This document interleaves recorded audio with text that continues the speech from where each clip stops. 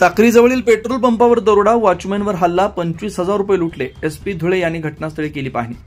साक्री शहरापासून काही अंतरावर असलेल्या जिओ कंपनीच्या पेट्रोल पंपावर गुरुवारी पहाटे 4 ते 5 वाजताच्या सुमारास 2 अज्ञात पिस्तूलधारी दरोडेखोरांनी धाडसी दरोडा टाकला. या दरोडेखोरांनी पेट्रोल पंपावरील वॉचमॅनला मारहाण करत सुमारे 25,000 रुपये रोख रक्कम लुटून पलायन केलं. मिळालेल्या माहितीनुसार पहाटेच्या सुमारास 2 संशयित युवक मोटरसायकलवरून पेट्रोल पंपावर आले.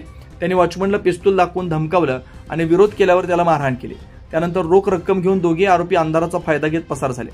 घटनेची माहिती मिळताच धुळे जिल्हा पोलीस अधीक्षक एसपी यांनी घटनास्थळी भेट देऊन पाहणी केली.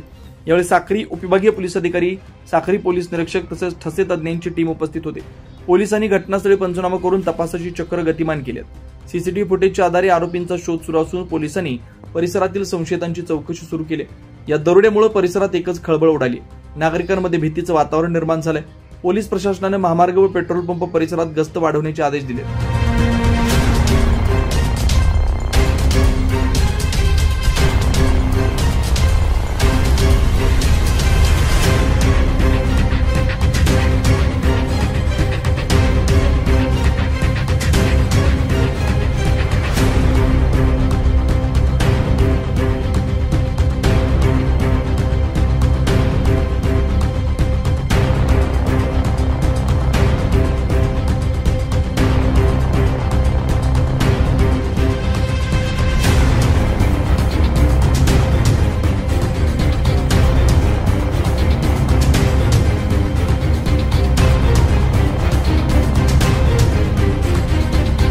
24 लाईव्ह महाराष्ट्र न्यूजसाठी जितेंद्र गुरव, साक्री.